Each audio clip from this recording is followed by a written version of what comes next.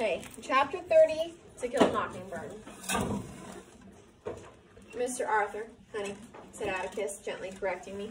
Jean Louise, this is Mr. Arthur Radley. I believe he already knows you. If Atticus could blatantly introduce me to Boo Radley at a time like this, well, how's Atticus? Boo saw me run instinctively to the bed where Jem was sleeping, for the same shy smile crept across his face. Hot with embarrassment, I tried to cover up by covering Jem up.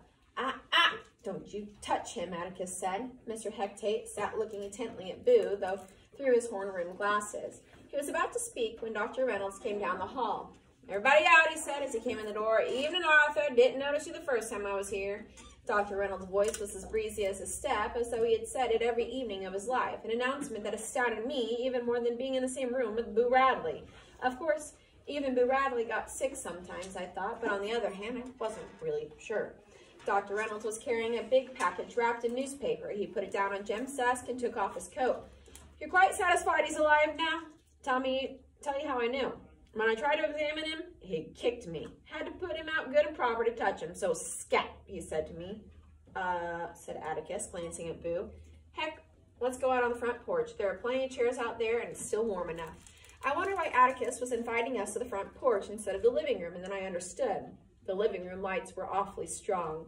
We filed out. First, Mr. Tate. Atticus was waiting at the door for him to go ahead of him, and changed his mind and followed Mr. Tate. People have a habit of doing everyday things, even under the oddest conditions. I was no exception. Come along, Mr. Arthur, I heard myself saying.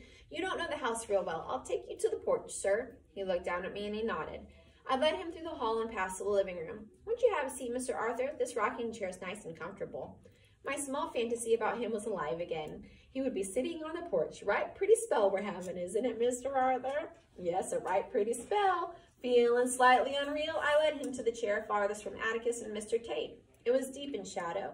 Boo would feel more comfortable in the dark. Atticus was sitting in the swing, and Mr. Tate was in a chair next to him. The light from the living room windows was strong on them. I sat beside Boo. Well, heck, Atticus was saying. I guess the thing to do. Good Lord, I'm losing my memory. Atticus pushed up his glasses and pressed his fingers to his eyes. Jem's not quite 13. No, he's already 13. I can't remember. Anyway, it'll come out in county court. What will, Mr. Finch? Mr. Tate uncrossed his legs and leaned forward. Of course, it was clear out self-defense, but I'll have to go to the office and hunt up. Mr. Finch, do you think Jem killed Bob Ewell? Do you think that?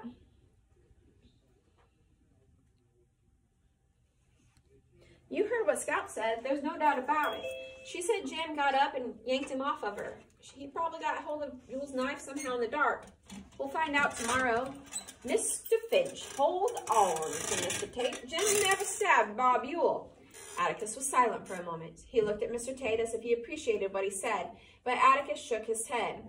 Heck, it's mighty kind of you, and I know you're doing it from that good heart of yours, but don't start anything like that.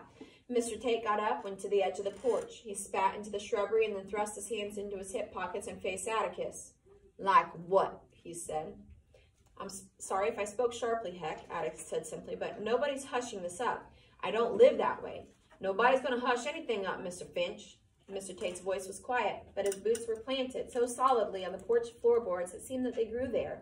A curious contest, the nature of which eluded me, was developing between my father and the sheriff. It was Atticus's turn to get up, go to the edge of the porch, and he said, and spat dryly into the yard. He put his hands in his pockets, and he faced Mr. Tate. Heck, you haven't said it, but I know what you're thinking. Thank you for it. Jean Louise, you said Jem yanked Mr. Ewell off of you. Yes, sir, I thought that's what I... See there, Heck? Thank you from the bottom of my heart, but I don't want my boy starting out with something like this over his head. The best way to clear the air is to have it all out in the open. Let the county come and bring sandwiches. I don't want him growing up with a whisper about him. I don't want anybody saying, Jem Finch, his daddy paid a mint to get him out of that. The sooner we get this over with, the better. Mr. Finch, Mr. Tate said stolidly, Bob Ewell fell on his knife. He killed himself. Atticus walked to the corner of the porch. He looked at the wisteria vine, and in his own way, I thought each was as stubborn as the other. I wondered who would give in first. Atticus' stubbornness was quiet and rarely evident, but in some ways he was as set as the Cunninghams. Mr. Tate was unschooled and blunt, but it was equal to my father's. Heck, Atticus's back was turned. If this thing's hushed up, it'll be a simple denial to Jem of the way that I've tried to raise him. Sometimes I think I'm a total failure as a parent, but I'm all they've got. Before Jem looks at anyone else, he looks at me. And I've tried to live so that I can look squarely back at him. If I've connived at something like this, frankly, I couldn't meet his eye. And the day I can't do that, I'll know I've lost him. I don't want to lose him and Scout, because they're all I've got. Mr. Finch, Mr. Tate was still planted to the floorboards. Bob Ewell fell on his knife. I can prove it. Atticus wheeled around, his hands dug in his pockets. Heck, you can't even try to see it my way. You've got children of your own, but I'm older than you. When mine are grown, I'll be an old man if I'm still around. But right now, if they don't trust me, they won't trust anybody.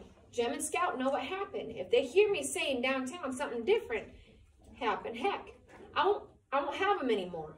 I can't live one way in town and another way in my home. Mr. Tate rocked on his heels and he said patiently, he'd flung Jem down.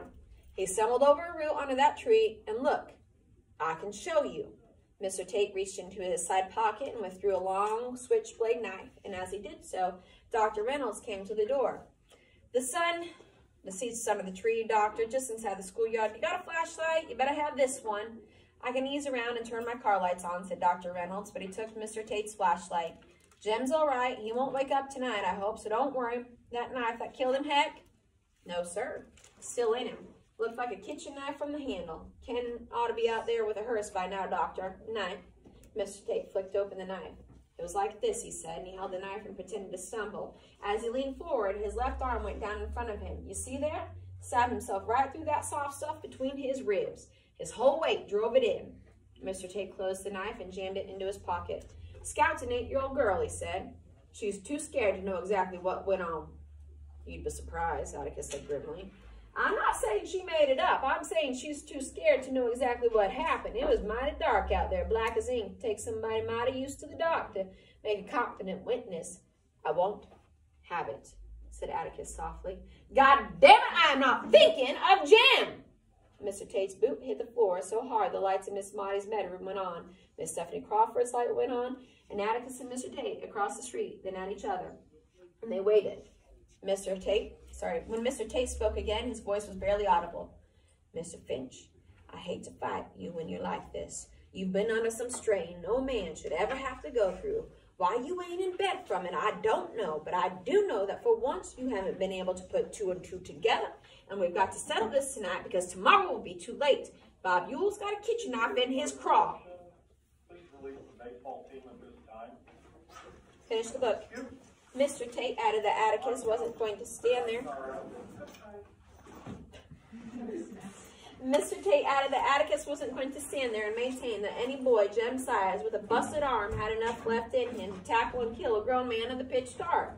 Heck, said Atticus abruptly. That was the switchblade you were waving. Where did you get it?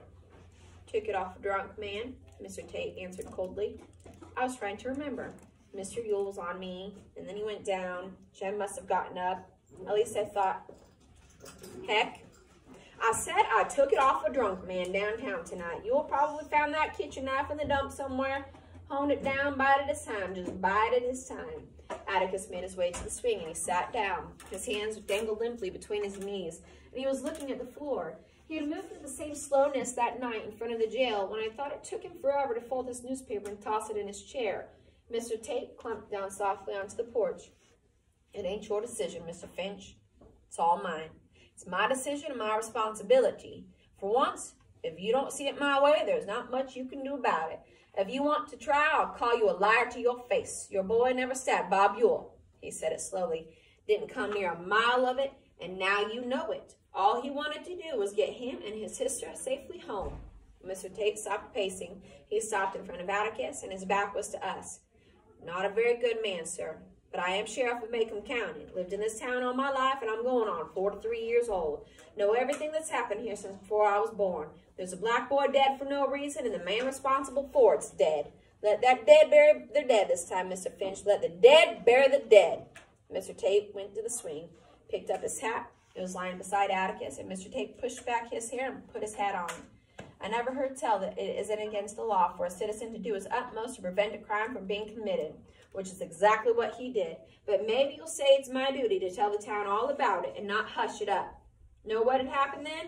All the ladies in Maycomb, including my wife, would be knocking on his door, bringing angel food cakes. To my way of thinking, Mr. Finch, taking the one man who's done you and this town a great service and dragging him with his shy ways into the limelight, to me, that is a sin.